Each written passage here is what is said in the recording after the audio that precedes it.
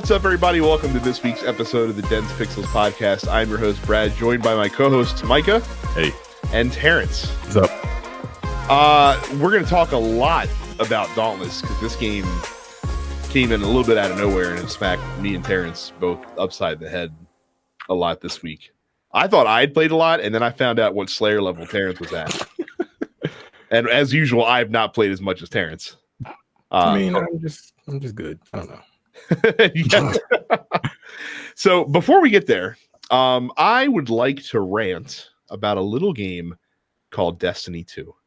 So if you guys have been listening to the podcast every week, you know that here in season 6, I've been sporadically trying to, play comp to get the pinnacle weapons because I still need to get Lunas.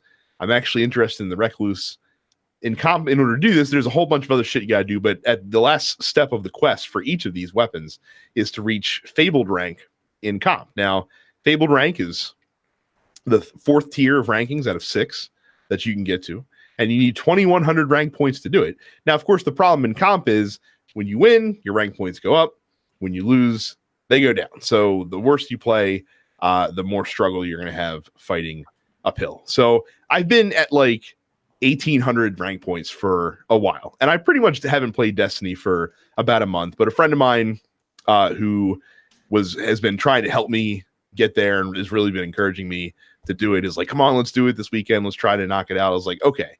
You guys, of course, will recall the story about a month or so ago where I was literally 1 win away and then got DDoSed, and that pissed me off. So I was very upset about that. So once again, we have a situation here where in the match that I would have gotten the requisite number of rank points that I needed to reach Fabled rank, I lost because of a network attack related issue from another player. So this is not a uncommon problem in Destiny comp, by the way, because they use peer-to-peer matchmaking, which makes doing stuff like that way easier than it would be if Bungie hosted their own servers. And also, not a big secret in the Destiny 2 comp world especially, are account recoveries, where people literally set up businesses where you can pay people to jump on your account and fucking grind you through the comp grind to get the weapons that you can't earn or don't have the time to earn by yourself. And of course, a lot of these account recovery folks are probably the ones using the cheating tools because, after all, time is money, and the quicker that you can get up the comp grind, the better off you are. Here's my issue. My issue is that with these pinnacle weapons so far, it has required you to invest a heavy amount of time into whichever requisite game mode comes along with them. For Gambit, that's fine because it requires you to reset your infamy rank, which means just play Gambit. Obviously, you'll do better in that if you win, but if you lose, it's not the end of the world. You just got to keep your nose to the grindstone and keep just grinding out XP. For the strike pinnacle weapon, you just got to fucking do strikes and some other bullshit, but you just got to do strikes.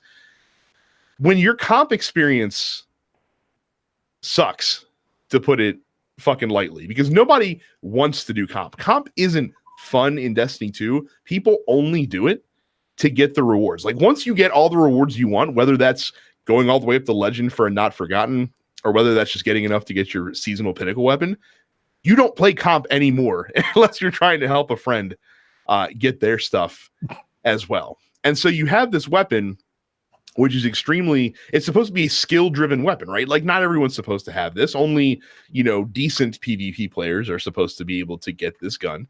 But now you've taken this weapon that's supposed to be driven by skill, and you've made it essentially a pay-to-win weapon. Because if I really wanted it that badly, I could pay however much money to some dude to hop on my account and probably have it by the end of the fucking day, for all intents and purposes. Or a cheat-to-win mechanic, which in this case is honestly just as bad as a pay-to-win mechanic. And it just fucking sucks for someone that has spent a lot of fucking time and energy trying to move up the ladder to get here, only when you are right on the cusp to get hit with all this bullshit as fucking time goes along. It's just really fucking irritating. Last week, you said that someone asked a question saying something to the effect of, what type of game or what game series have you never gotten into? And I think you said, wow, World of Warcraft, right? Welcome to World of Warcraft. Well, but see, the difference is, though, is that World of Warcraft is a PvE game. And if you're gonna pay someone to fucking grind stuff out for you in World of Warcraft, or you're gonna use real money to buy in-game items, you're not really hurting anyone else's experience.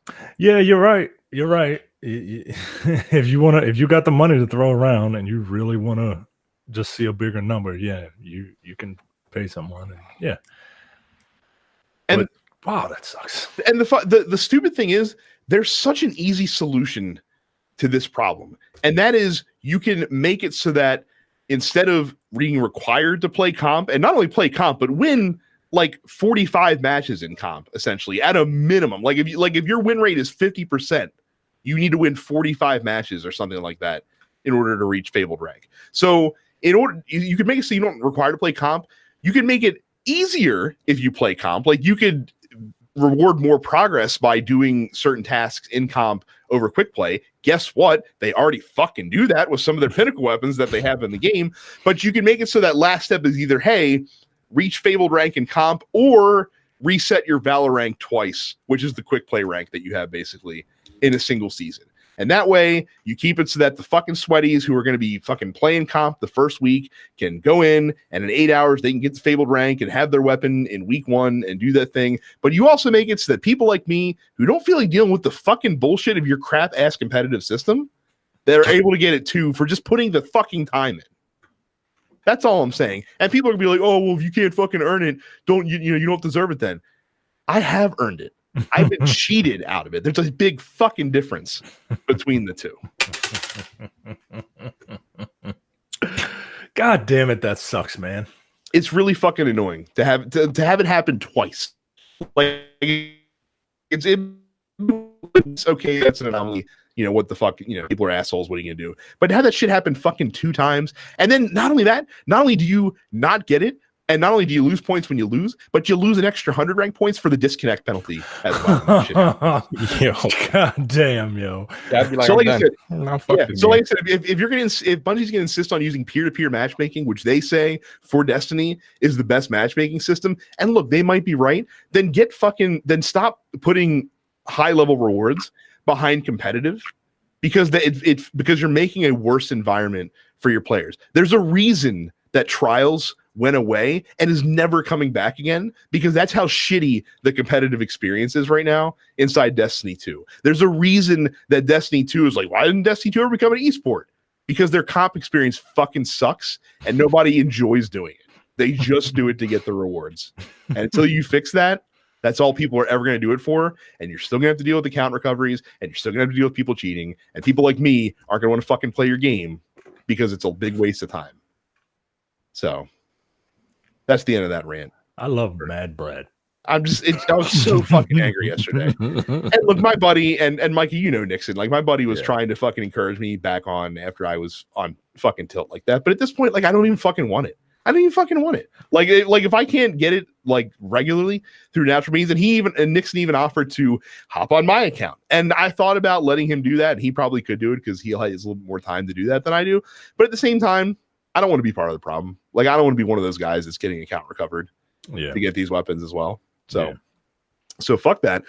Before we move on, though, a teaser. I got a new toy this past weekend, and this is an Oculus Quest. Oh, snap! That just came out. So got a good price on it, much less than the retail price. So I figured I'd want to check it out. I've been kind of waiting for something like this because I've been curious to check out a good VR experience. Not that PlayStation isn't, but I was really waiting for something wireless to come out because I really think that's what VR needs to kind of make it to the next level. Mm-hmm. So I don't have a lot to say about it yet because I just got it yesterday. My experience with it so far has consisted entirely almost of Beat Saber, which is really fun, by the way. So I'll have probably more to talk about with the Oculus Quest next week.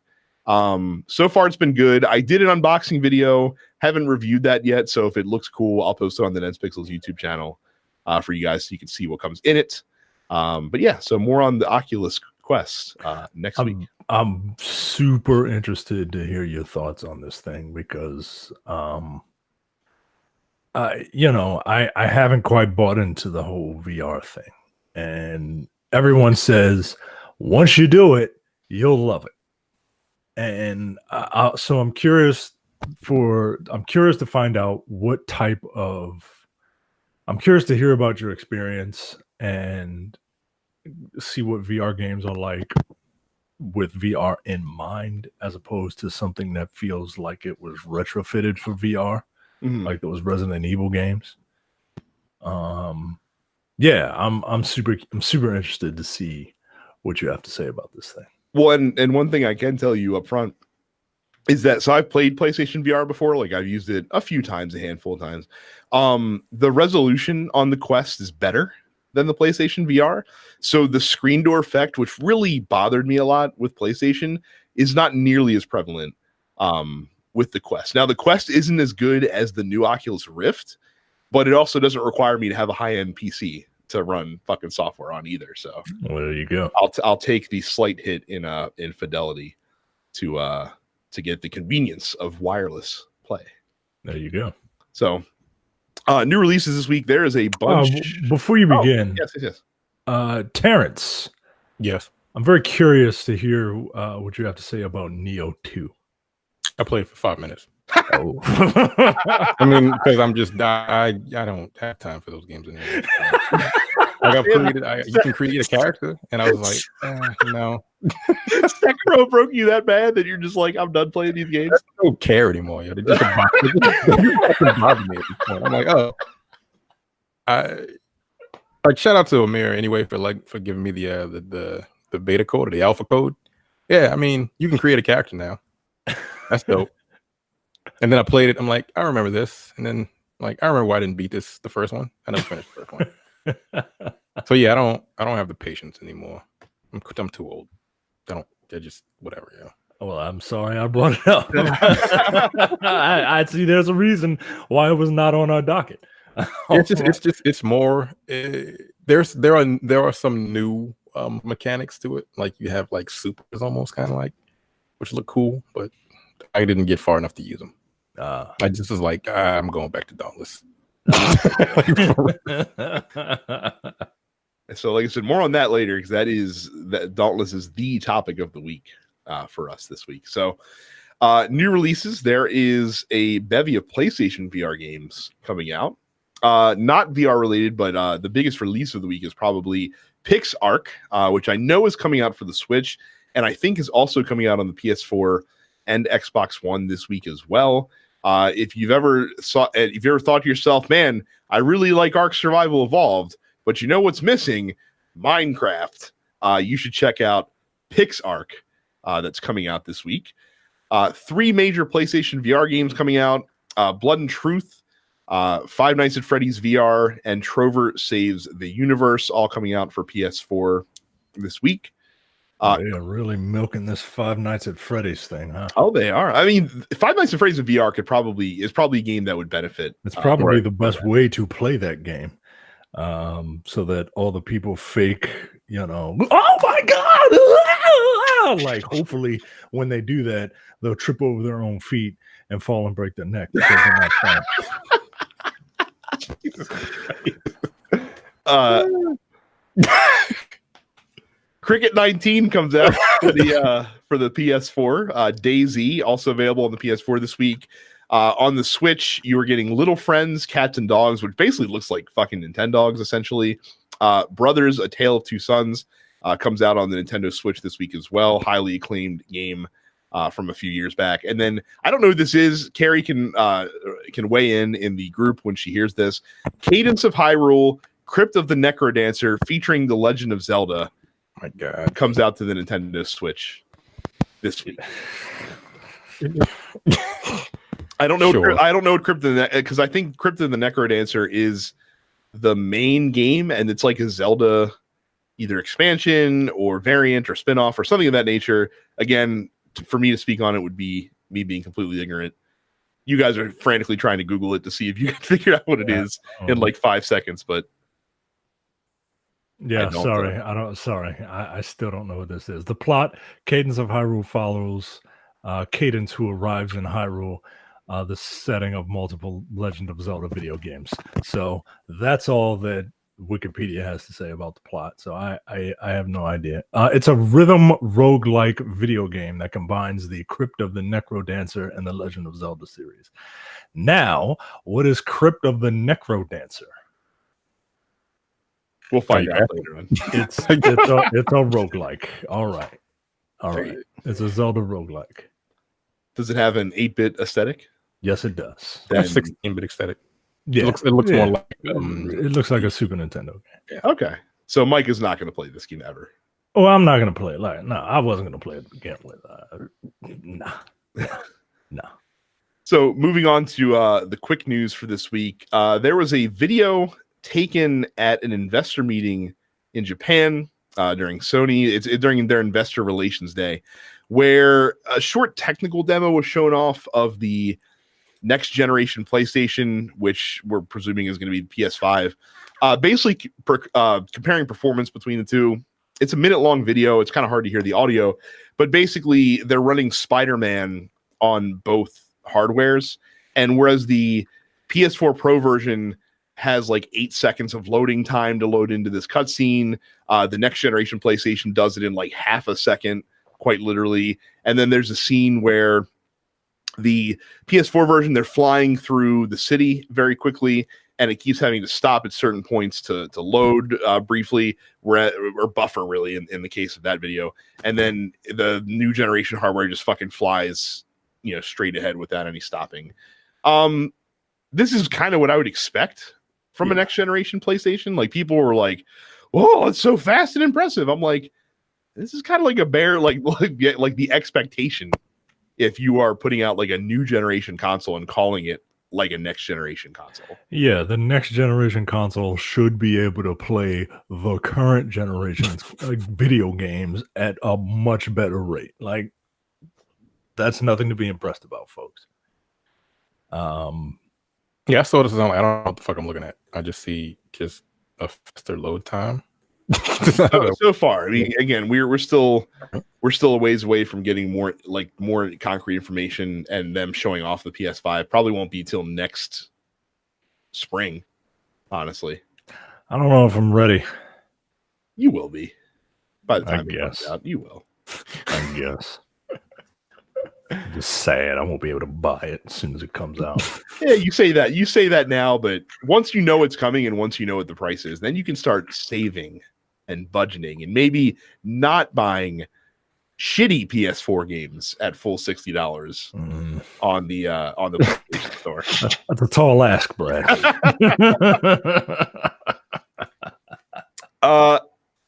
Next story, pour one out for your boy, the Ouya, which is finally being. I felt that happened 3 years ago. I mean, the age-old adage: if a tree falls in the forest but no one's around to hear it, does it actually make a sound?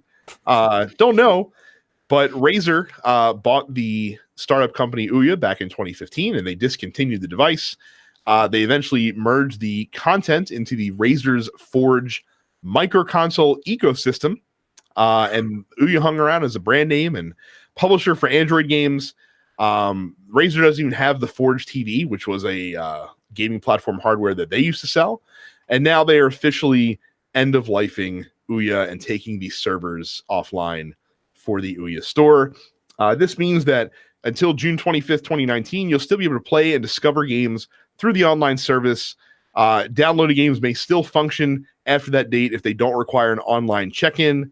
But if those games do require an online check-in, then you will not be able to play them anymore. Gentlemen, it's a sad day for us all. Is it? Is it? This was one of the first big Kickstarter projects I remember everybody getting all excited for. Where did that turn out? It was created. They did make it. They did make it. I guess they officially did what they said they were going to do. Yeah. It just sucks that, ultimately giving your money to digital bums didn't really do anything. All they did, they made it, but don't do it. Don't do it, folks. Don't support people except us. The Ouya did have one hit game during its time. Towerfall originated on the Ouya and then of course was ported later to systems that people actually play, so that people could experience that later on. So yeah, the Ouya is dead. I liked the form factor of the Ouya. It was a nice little chrome looking box that would sit unassumedly on your entertainment cabinet. That's a hell of an endorsement. Yeah. Yeah. I like the way the box looked. I did. I like the way the system looked. So the controller, not great, not terrific. But yeah. So Ouya is dead. And not a moment too soon. If we even realized that it was still alive, as Terrence said. I did not. Yeah. I swear to God, I thought that shit was. I didn't even know they had servers to download the games. Look, to be fair, I didn't either, Terrence, and I actually fucking own one. So that's God damn. Yeah. Wow. Finally, in what's a pretty light news week, gaming disorder has been officially recognized by the World Health Organization's list of diseases.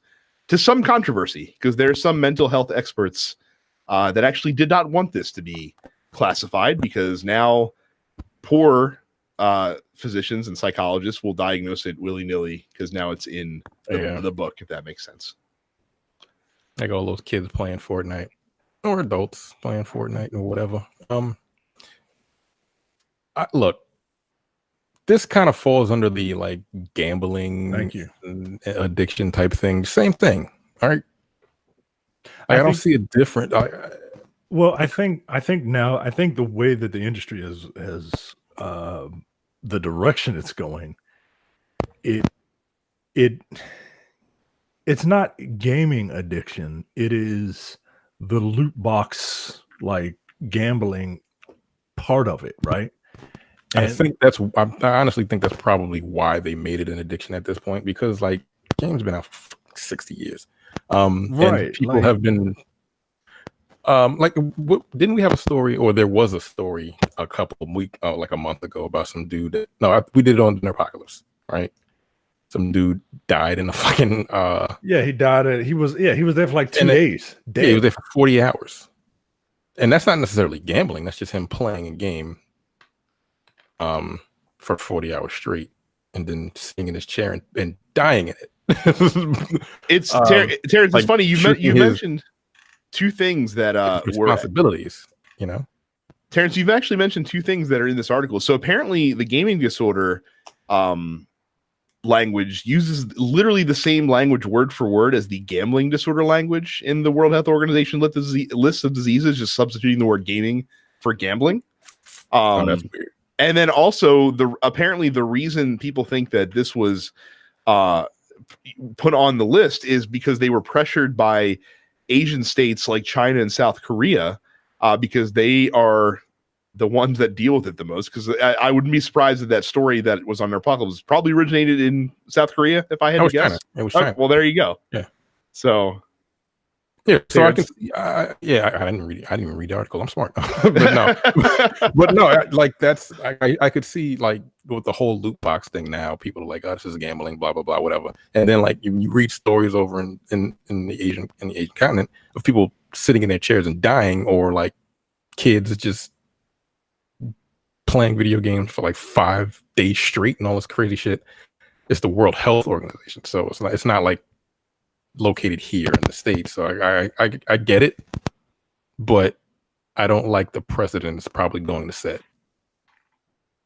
because now people like doctors are going to prescribe drugs that are like that kid don't really need that. He just need his parents to like throw his fucking system in the trash, right? Or you'll have like the fucking WebMD parents that are like, why is my child keep playing games? He has gaming addiction. You know what I mean? Like that's going to be what that is. I think you're exactly right on that. So, but it's there.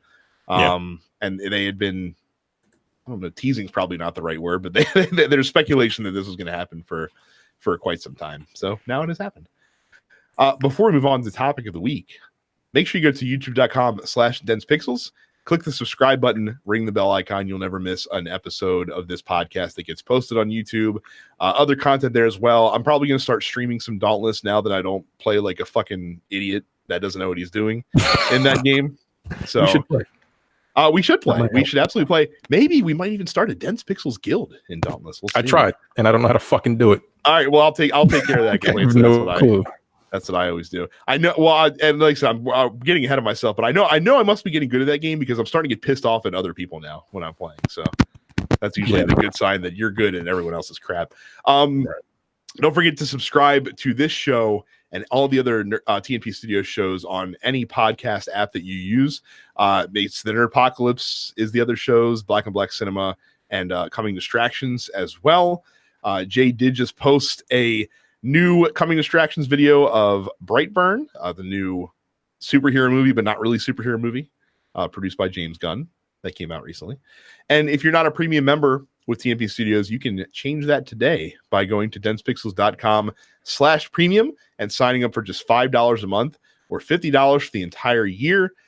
Recent episode of No Time to Bleed came up where Rambo 4, the lighthearted action thriller from Sylvester Stallone, was the most recent episode from there as well. A couple premium shows. And again, you get access to the entire back catalog of those shows as well. So that's densepixels.com/premium.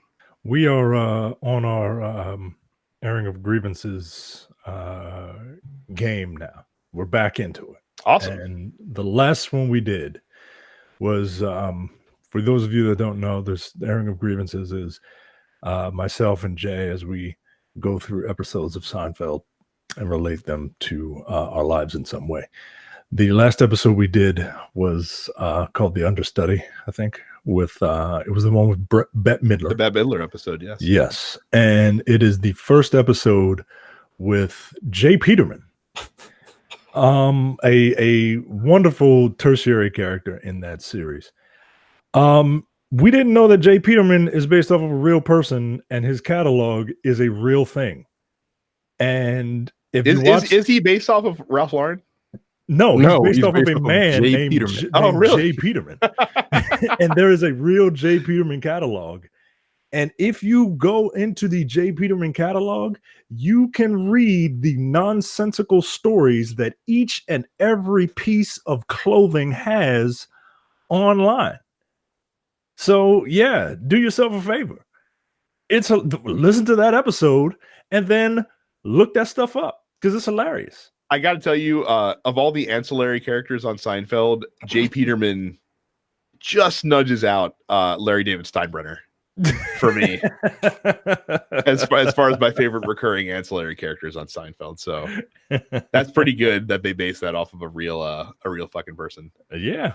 Hilarious. So there you go. And again, pulling back the curtain a little bit more as well, that I'm trying so hard to get the Mission Impossible 2 episode done. You guys have no idea how fucked those audio files were. And I just haven't had the time to sit down and just do it all. Like I've been doing it in bits and pieces here and there. I'm hoping to have it out this week. I'm really excited for you guys to listen to it because it was a really fucking funny episode. But it's just been a fucking bear to sit down and edit while everything else is still going on as well. So trying my best. We'll have it soon. And then I think me and Mike will probably be recording a new episode soon anyway. Yes. As well. So topic of the week, it is just one. We mentioned last week that Dauntless was coming to full release, not only on PC, but also on PS4 and Xbox One. This is the new free-to-play monster hunting game from Phoenix Labs that's been in playable beta for about a year and a half on PC, give or take. I knew that I was going to check this game out, and Terrence did as well. I don't think we realized how much it was going to consume our life over this last week because it's pretty fucking good. So, Terrence, did you want to explain a little bit about what Dauntless is for the uneducated at home? Dauntless is basically streamlined Monster Hunter. The game has been in open beta. Has it been open beta or? It's been. I mean, it's a free to play game that's been in beta for the last year and a half. So, for the last 2 years on PC. It finally came out last week. It's not in beta anymore on PC, and it's cross-platform for everything. So you could be playing with PC players and Xbox One players. They have little signs to show which one is which is cool. Look, I really enjoy Monster Hunter, but sometimes that game gets obnoxiously complicated as far as builds and the shit you have to do to search for the monsters and look, again, I'm getting old. And if I can interject real quick, I played Monster Hunter for about 3 hours, and my reaction after 3 hours was the quote that exists on Terrence's T-shirt today.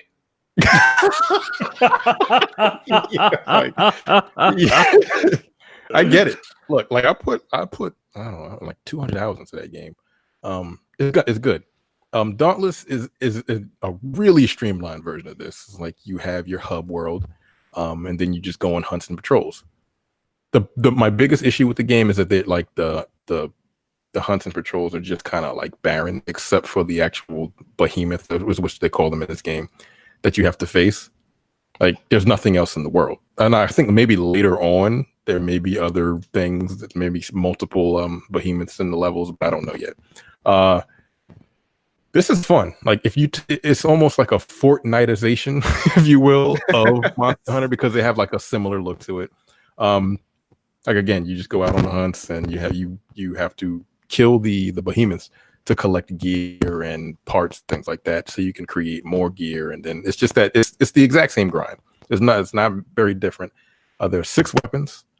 There's repeaters, there's swords, spears, hammers, axes, and I think was that 6? I think the war pike also. And very important to mention the war pike. Yeah, I don't use war pike. I love the war pike. Look, if you like that game but weren't too excited about the complexity of Monster Hunter, I would highly suggest you download this, because it's first of all, it's fucking free. Like you can get almost everything. Like you'll take a little bit longer to grind if you don't pay, but look, it is what it is. It's a free to play game. You gotta, if people are going to be paying, I'll put $5 towards it, whatever. Look, I love it. And again, like you said, I'm starting to get to the point where like I'm getting angry at other people. I'm like, yo, look, nigga, come on. Like this is a pattern. Sometimes there are still certain enemies that I just cannot beat yet. There's the Dawn Strike. I don't remember what it's called, but there's 2 enemies that I just can't beat. And I've been in several teams. They're pissing me off.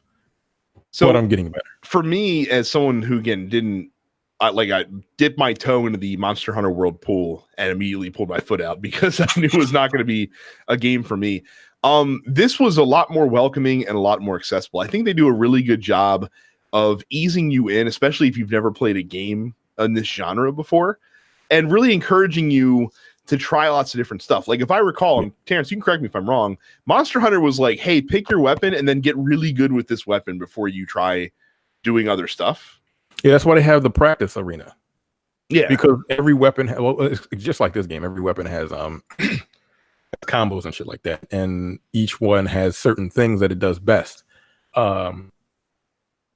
Monster Hunter, the weapons are way more clunky. Like they're like the hammers and the axes are they're like super slow in this game, but they're not as just clunky as they are in Monster Hunter. Like once you get good with them, like you know what you're doing, but it takes a lot of practice in Monster Hunter. And this one, you can within a couple of hunts, you can nail down at least the basic combos. Yeah, you can figure out like the hardest weapon to use. I think in this game is probably the hammer, because it's got the fire mode, and it's also like you can shoot stuff with it, and it's just the hammer. Monster Hunter, they had like a fucking spear or a lance that actually became one of my favorite weapons, but it's not easy to use, and you're stationary a lot with it. This one again, this one doesn't have a practice, so you just gotta hunt and then figure out shit. But it's just easier. It just is. And you're right, Monster Hunter was like, yo, here's all the weapons. They're available from the start. Have fun, nigga. they don't really even teach you how to play. They really don't even really teach you that much. They apparently it was a lot more accessible than the rest of them, which is shocking to me. Like I can't imagine. I couldn't imagine what the other ones are like Monster Hunter if it wasn't as accessible as the one that I played, because I'd have been like, nah, no, fuck it, nope. But I've been really excited. Like I found a couple weapons that I really like so far. Like I really like the war pike. I like the repeaters. I quite dig the axe as well. I haven't really gotten to use that one as much, but I've been enjoying kind of the pursuit of perfecting skill, because like Terrence said, each weapon plays very different from the other weapons, not only in style but also in what you were supposed to be doing during the hunt. to help your team as well. Like the reason I like the war pike is because that weapon is really the only weapon that can open up wounds on the monster, which helps your entire team because it gives them areas to target to do bonus damage. It can also help weaken the monster dramatically for knocking parts off, which is something you definitely want to do during the hunt, because that's you want to scavenge as many things as you possibly can. That's how you level up, essentially. Like right. You need parts to level up the gear that you create. So that's been really fun. I agree with you about the open world a little bit. It doesn't bother me that much because I don't mind running around and just foraging while you're hunting for the monster. I know you said in Monster Hunter they had other small enemies that you could kill that would basically do the same thing. It doesn't bother me that those aren't in there. Like I don't mind running around just picking flowers and shit as you're running around trying to find this behemoth on these little tiny islands that they basically put you on. So there's only one monster that you per hunt, right? Per hunt. So like basically the way it works, so Mike, you is go you out select in an instance, yes, specifically to find that thing, and there's nothing else there. You just find that thing, except for resources that you can scavenge to make like tonics and potions and shit like that as well. Yeah, and then later on grenades. Right, they do a little bit of damage. Okay. So now it's fun. If you couldn't get into Monster Hunter, like this one again, it's a lot simpler. I really tried to get into Monster Hunter, and that game is just like. But Micah, see, the reason you might like this is because the combat feels very satisfying. Like it's not quite as satisfying as like a God of War, for example. Like that's on the extremely enjoyable end. And then Monster Hunter to me seems like on the extreme unenjoyable end. And this is nicely in the middle, where like there's different strategies to figure out and you have to be precise to fight, but you look cool while you're doing stuff like that. Like that's one of the things for me that passes the sniff test is, does your character look cool while they're doing things in the game? And you definitely look cool. I'm looking at videos. It looks like everything flows a little better. Like the problem for me with Monster Hunter, again, with every single one of those goddamn weapons, is it feels like I'm pressing too many buttons to do anything, right? And it didn't feel right. And then this is a square and triangle, and sometimes R1 and R1, depending on the weapon you have. So that's it. Right. Well, and it tells you the combos when you pause the game. Okay, and you have to play with other people. No. Yes. Well, no, you can do it on private hunts, but it's in your interest at least starting out. I do private hunts because sometimes I fuck that. Because the thing is, no, serious. Because the behemoth scale. If you do a private hunt, they're not as strong as a 4-player. Oh, really? I did not know that. I thought it was just the same hit points and damage. Oh, wow. That's how I use. That's how I practice. Interesting. I did not realize that. I've been avoiding private hunts because I'm like, well, I don't feel like taking on this thing by myself. I can finish a private hunt in like 3 minutes. Wow. Okay. Depending on the weapon. Something, and again, it's when you do a private hunt, the behemoth has 100% health. 2 people is 133, 3 people is 160, and then 4 is 200%. So yeah, so it's interesting. Depending on how many people are in the actual hunt. But Micah, playing with other folks isn't bad. You don't have to talk to anybody. Like it's not really a game. Everyone is there to kill the right, and everyone there has the same goal in mind. You just might get frustrated with people that do dumb shit. Okay. Like the clip that I posted in the group densepixels.com/fans where I fucking killed the monster while the rest of my teammates were lying dead on the ground. Essentially was because they kept running in with with reckless abandon, not dodging and burning all of their revives early in the game. I've done that because some of those monsters I just have a really, really difficult time. But then when that happens, I've only had one instance where one person was able, once I just got knocked out and couldn't get back up, once it hits 100%, like one person actually was able to survive and beat it. Yeah. Which I was like, that's cool. Thank you. And that's the other thing too. Like so far, all of the monsters have felt very different from one another in terms of the strategies you have to employ against them and the attacks they do and things of that nature as well. So yeah, very, very I've ran across this one that has like shock powers that literally creates like an electric fence around you and then fucking runs in and charges at you. He's a fucking asshole. Yeah, that dude, that guy's a dick. That guy is a dick. I don't think I've beaten him yet either. I think. Oh no, I did take him down. It's the Hellion that I need to do next. That in the quest chain that I'm doing. So Terrence mentioned that the game is free to play, and it is. And so far, I have not been able to detect any notions of pay to win which is good. That being said, the game does have literally every free-to-play mechanic that has ever existed in any video game ever. Does it have loot boxes? You betcha. It does have loot boxes. Kind of. You can't buy them separately. The cells. Yeah, the cells are kind of a big part of the game, though. Does it have multiple premium currencies? You better believe it. There's at least 3 of them in the game. And you use those to like fuse cells together. Which, by the way, I don't know if you've done any of that yet. I have. You know how fucking long that should take. Well, Terrence, good news. If you don't want to wait 24 hours, you can pay another premium currency to speed up the process when you're trying to fuse your cells together. And Micah, cells are important, though they're not necessary to win. They are how you basically make your builds. Like cells are augments that you can swap into your gear, and that's how you make builds because they give you perks and different abilities and stuff like that. Does it have a battle pass? Absolutely. It certainly does have a battle pass that you can buy into to get all sorts of cool cosmetic gear. It's got all of it. Like I said, if you can think of a free-to-play mechanic, the game has it for sure. But again, it hasn't seemed like it's encroached too much into pay-to-win territory at all, really, because you can't buy crafting materials and you can't buy weapons and armor. So, like the stuff that you actually use in the hunts, you have to earn and craft. Well, yourself. No, you can except for potions. You can buy the potions that you craft with the crafting materials. It just bypass the crafting materials part and just buy the fucking potions. Yeah, that's the only thing that I'm. That's really stupid because like I have so much crafting material. You do? Okay, good. Because early, from levels 5 to 10, I was pretty scarce, and so I was looking at those potions in the premium store, like the one that there's the red mushrooms is the ones that I had the least amount of. I have like over 150 now. Okay, cool. Every time you go to hunt, just pick them up. That's it. And they accumulate really quickly because a lot of times I forget to create potions. So I'm just running in with just my health and maybe like one like frenzy potion or something like that to increase my damage for 60 seconds. Okay.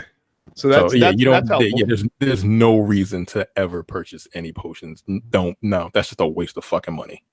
Well, good. That makes me very happy to hear that for sure. Now, what you may possibly want, like I'm not gonna do it, but like there is I think you pay $10, you double the amount of everything you get when you finish a hunt. Yeah, you double everything. So if you get one if you knock off one piece, you double it. You know what I mean? So, but that's $10. So, you know. Yeah, I'm okay. I'm okay on that regard. $10 for 30 days. I was like, I'm looking at it like, I really want to create this fucking armor though. No, I was like, no, I'm not gonna do that. Fuck that. See, that's my problem, right? Like, I would 100% do that. Like, I would 100% spend that money, and that's my big thing about this. Is this? I will fall into those free to play mechanics if it makes things like easier. But by the same token, though, they give you a lot. Like they have the patrols, and every day, you can do 5 patrols and get double orbs. Like there's different orbs that represent the elements, and that's the main, at least at the low levels, that's the main way that you upgrade your weapons and your armor. So they give that to you pretty steadily. Like Terrence said, you need to start collecting the monster parts once you want to upgrade past, like I think it's level 6 in your armor and weapons. To do that. So that's where I guess that would become more of an incentive. I haven't even been tempted to see that. Like I didn't even know it was in the game, honestly. Like when Terrence told me just now. I was like, oh wow. The other issue with the game though is that the servers have not been great the first week. Now that being said, I have noticed a marked improvement this weekend over earlier in the week. So the biggest issue because I told you, like I posted that shit out in the group. I was dead ass serious.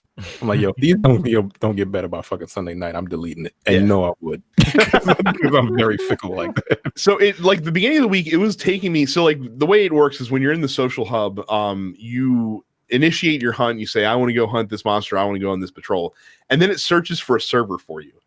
Beginning of the week, it was taking me on average like 5 minutes to find a server that could accommodate me.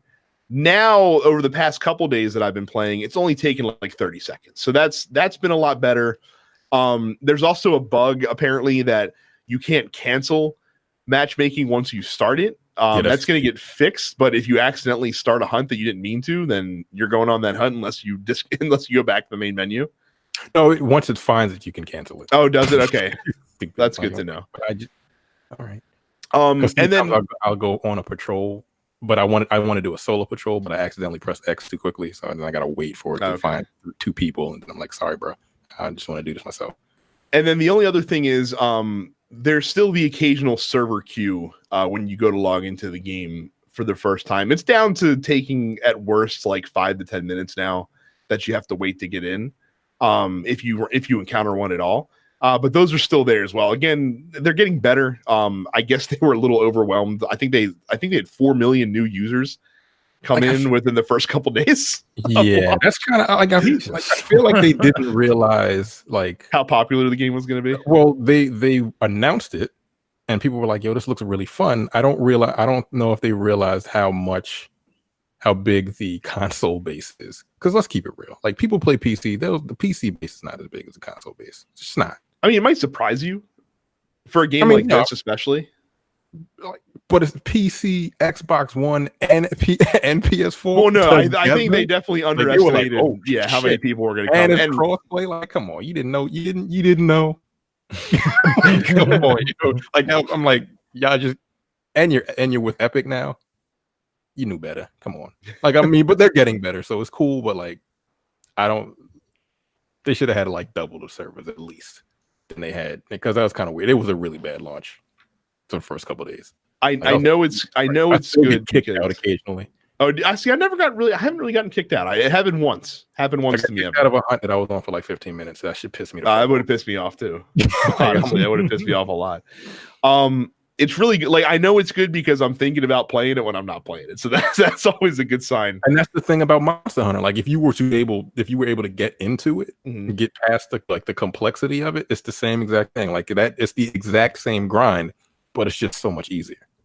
And which is what I want. At least I want easy. I don't want to fucking hit my head against the wall. How difficult is the actual hunt? Like, are you just kind of wandering around, or like Monster Hunter?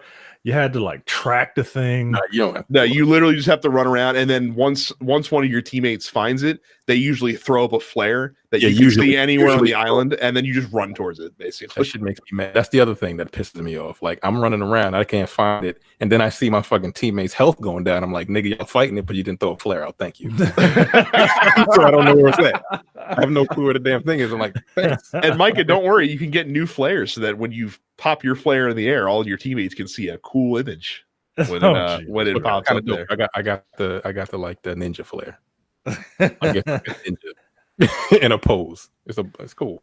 I also want to call them out and give them credit too. They did something that I've never seen a game do yet. They don't have gender options in the game.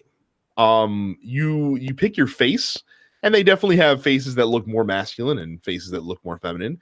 And you can pick a body type, which again is either masculine or feminine, but it's not necessarily a boy or a girl. Yes, it is, because there's some costumes that you get where you definitely get cleavage. Oh, really? Okay. Well, then yeah. I stand corrected. I thought they were being super progressive and having a lot of gender fluidity. Not just in the game. I mean, you can have a more feminine face on a male frame. Because I was like, I don't really want to create a dude, and I couldn't figure out how to change the body type. For a couple minutes, but yeah, they create the creative character is pretty deep as well. Like you'll spend a good 30 minutes creating a character. That means an hour at minimum. Yeah, Micah, they do let you tweak all the little. It is a Mass Effect style face system that you can tweak up. So be warned when you go into it that's the thing.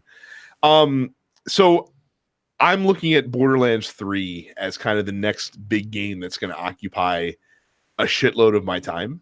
I could see, as long as they keep adding stuff to keep you coming back, and to be clear, like we're still in the infancy of Dauntless. They could do a lot of stuff to this game to improve it as time goes along, adding new monsters and weapons and all sorts of 24. stuff. 24.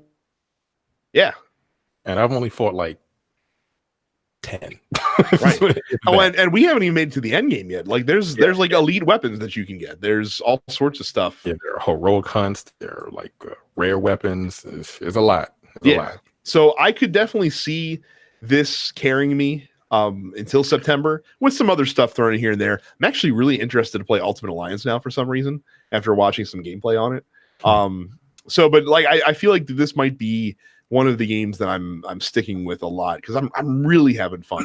Have you started like tweaking your build at all? Any builds? Here I have and there. A hammer build and I have a repeater build so far. Here and there, like I'm finally getting like a lot of +2s and a couple +3 cells now. So now I'm actually like paying attention to what they're getting slotted into a little bit. Armor itself. Yeah. Say again. The armor. I have 2 sets that are like +6 right now, and a few other ones that I'm working on. So I have neutral sets. I have a neutral set that's fucking +6 just to have that in case. And now I'm trying to grind out the elemental stuff to make that better as well. So it's been really fun. Like I said, Mike, you should at least give it a shot. And see if it's something you can get into. Because again, it's been me and Terrence been enjoying the shit out of it as we've been going. Well, I've downloaded it, so I'll see. I'll probably hop on the create a character tonight and then play it next week. So yeah, I'll give it a shot. If you would like to buy Dauntless for nothing, but this is a dumb lead. Go to denspixel.com/Amazon. I was trying to figure out a fucking clever way to segue into it, but I couldn't. If you want to take advantage of all of the microtransactions that Dauntless has to offer, buy a PlayStation card or an Xbox card at Amazon.com through the Dense Pixels. I'm not good at this shit. Yeah. So again, it's denspixels.com/Amazon. You pay the same low Amazon price for anything you buy, big or small. We get a small percentage of the sale. It helps support the podcast.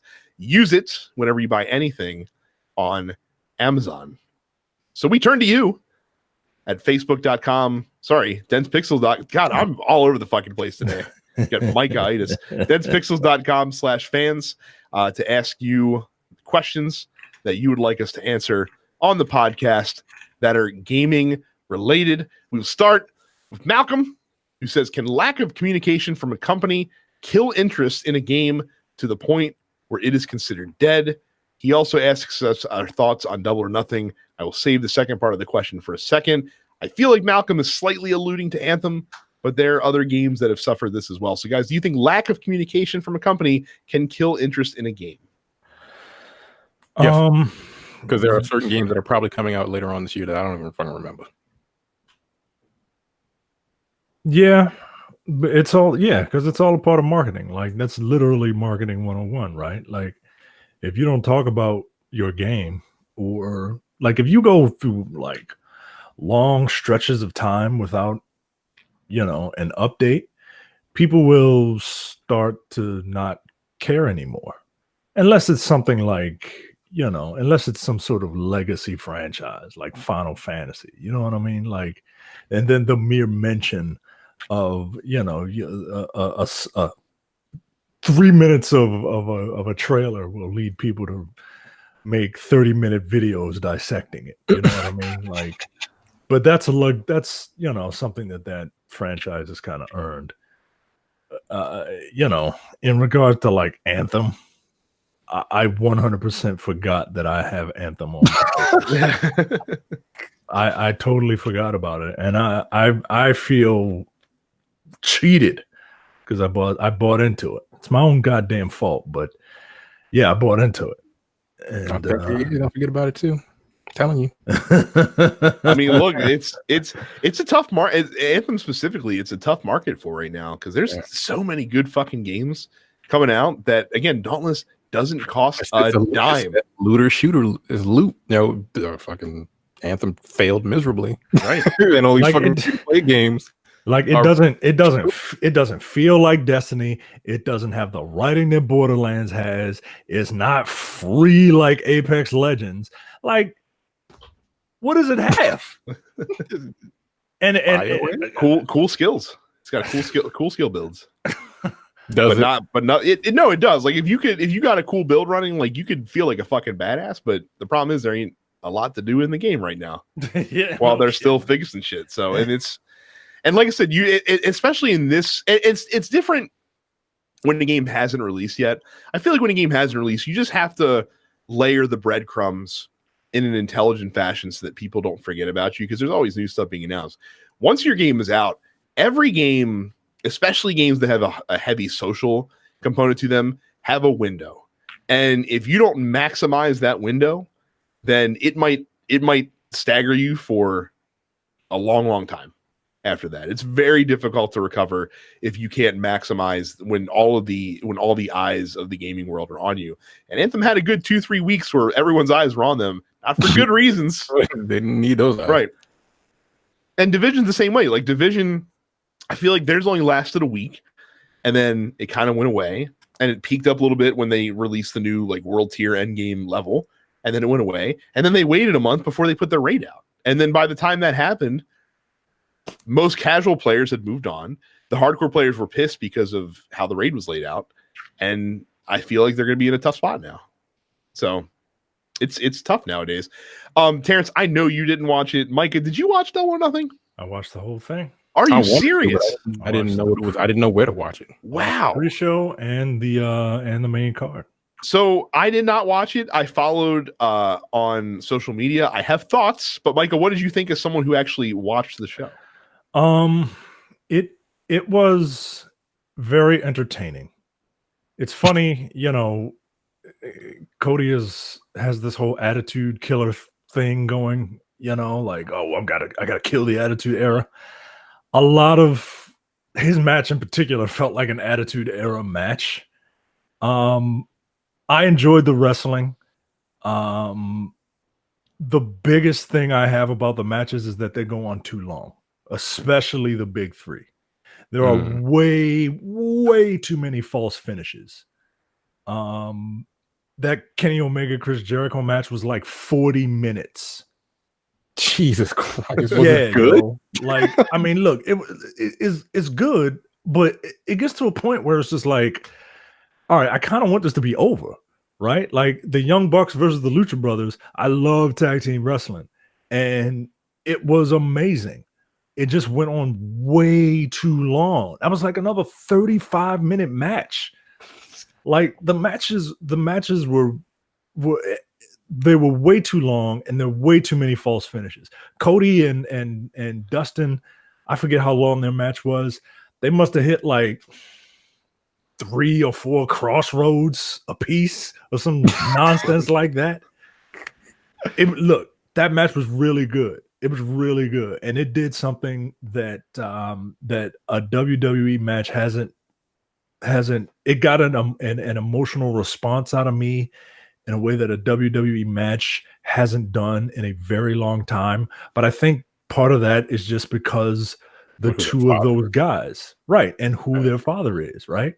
Like at the end of the match, one, Dustin, he bladed and he cut himself way too deep. Yes, he did. I saw fucking pictures of that online. Jesus Christ, dude! Like you would have thought he had on like red face paint. Like it was just all over the place. Like that image of Austin versus Bret Hart, where Austin is like and there's blood in his eye. Nah, yo, it looked like somebody took a paint roller, rolled red paint over it, and then just rolled it up and down his face. Ugh. It was gross. But at the end of that match, right? Like at the end of that match, Cody he was like, no, you don't get to retire. And you see, this is when me and Tony and the Young Bucks and Kenny, when we were coming before all this was a thing, I signed my name for a match because I want to face what I think is the best tag team in the world, the Young Bucks versus me and a partner of my choosing. And I don't need a partner. I don't need a friend. I need my older brother. And I'm just like, this guy is like, like get rid of them fucking onions, man. Like, because but that's because of who they are. You know what I mean? Like, it was for I didn't know a lot of the wrestlers. I didn't know a lot of them, but it's good. It was good. It's not polished though. There was a lot of we kind of botched this move, so let's just do it over. There was a lot of wrestlers though, right? Right. Like there was a lot of like, poor camera shots, and it didn't feel like a glorified house show. It felt like they really put on something that they're proud of. I was like, yo, this is 12,000 people here. This is kind of, I ain't never seen anything else. I mean, not to throw shade, but it looked kind of like a TNA set does. So I'm just saying. There were less people in the TNA. There were less people in the TNA arena than that. Probably true. So as someone who didn't watch it, so I didn't get wrapped up in the wrestling. It says a lot to me that the bulk of the coverage around this event were the spots. And when I say spots, I don't mean like the spots in the match. I mean the cutesy dumb shit that they were doing as opposed to the wrestling. So you can't sit there and thumb your nose at, the big bad WWE and talk about how different when you're so reliant on them to get pops from the crowd. Like every single fucking thing that was notable from that pay-per-view from someone who did not watch it that I heard about was, oh, Cody took a sledgehammer and took a sledgehammer to the skull throne at the top of the thing. Yeah. And Cody hit a Superman punch and a stomp on Dustin, which the fucking stomp, by the way, like him throwing shade at Seth Rollins of all people is very telling, Cody Rhodes, by the way, of where you think your position should have been with WWE, just FYI. And Chris Jericho, like having these dudes like come out and mimic his old poses and have the list of Jericho and all, like before his, like, it's just like, it's very fucking cute, and we're all winking at the camera, and it's like, see, like we're not like did you? Because it goes back to what you said a couple of weeks ago about how you appreciate Chris Jericho for reinventing himself. Mm-hmm. They had a guy come out as the Lionheart, right? Then he had a guy come out as Y2J, and then he had a guy come out as that foppish, list Chris Jericho. And now this is the fourth incarnation of Chris Jericho. This is literally evil Jericho. Okay. And so it was kind of cute. I didn't like that.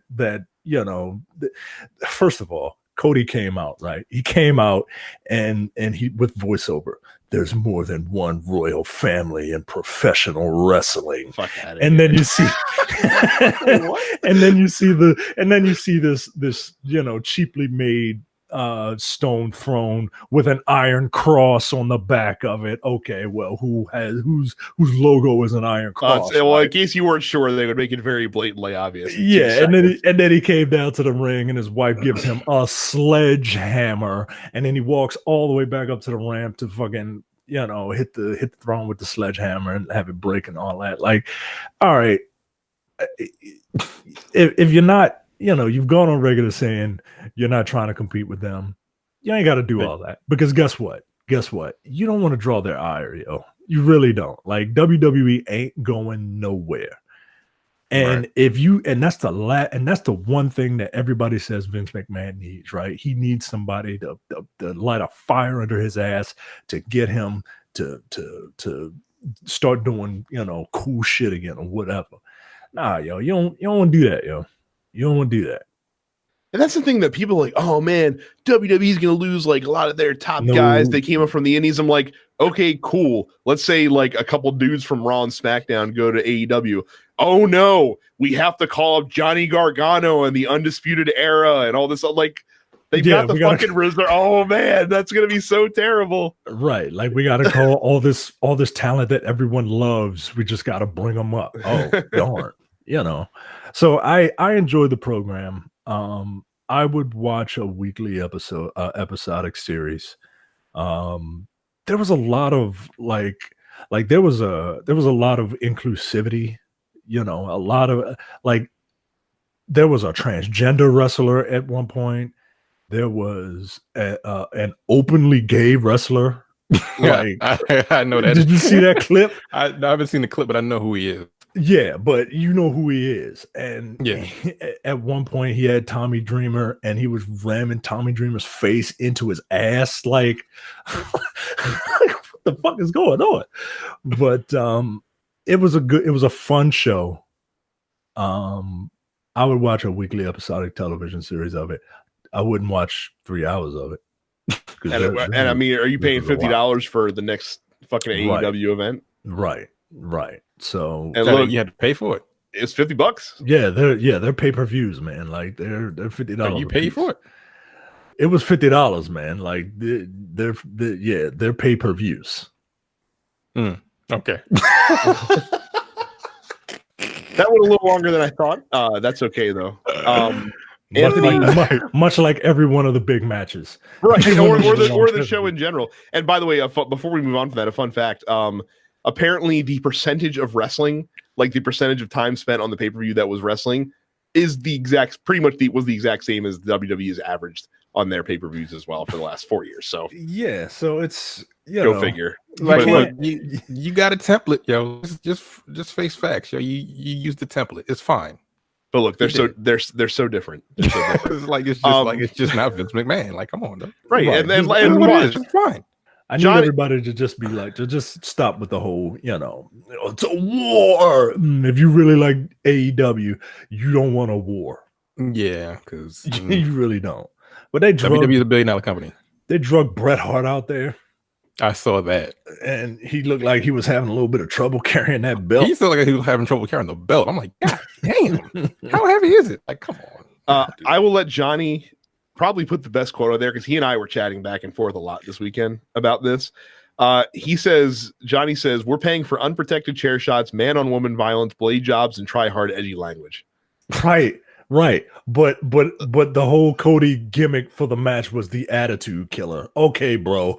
All right, bro. Your whole pay-per-view was an attitude era pay-per-view. So, Anthony, thanks you, Micah, for recommending Guacamelee. By the way, I'm glad you enjoy it because it's and I'm glad you bought it because it's a really good game that people should play. Mark says, do you think that showcases such as E3 may in a way put too much pressure on studios to hit specific deadlines, and would pulling a Netflix like Apex Legends did be a workable model? Basically like don't announce a game until it's almost finished. No, you can't.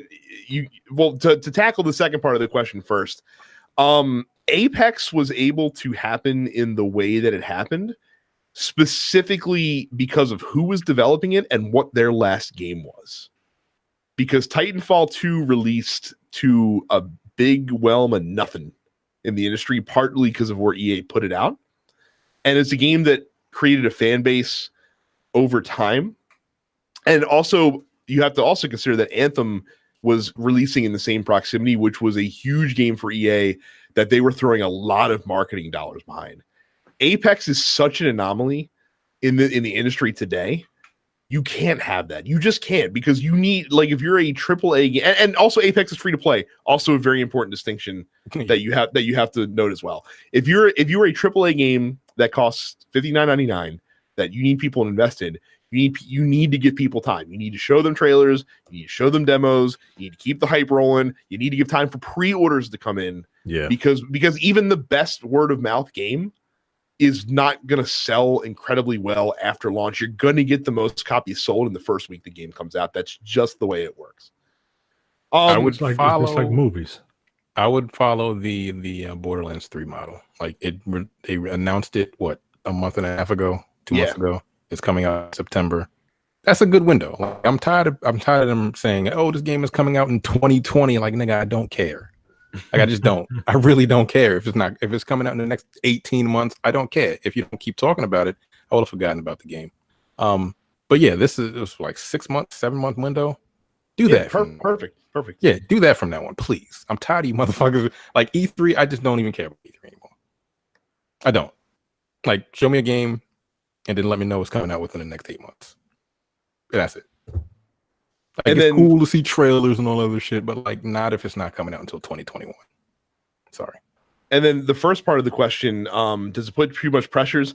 It probably does put it on them to get that vertical slice cut out that they need for E3.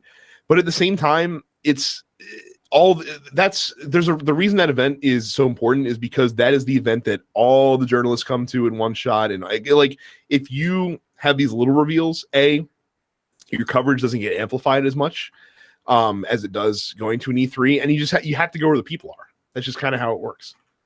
So, last question for this week, Cam, and this will probably go to Micah mostly. The Pokemon Direct was announced today. It's happening on June 5th. What do you hope they show? I hope that they show a mini game where you can take pictures of Pokemon.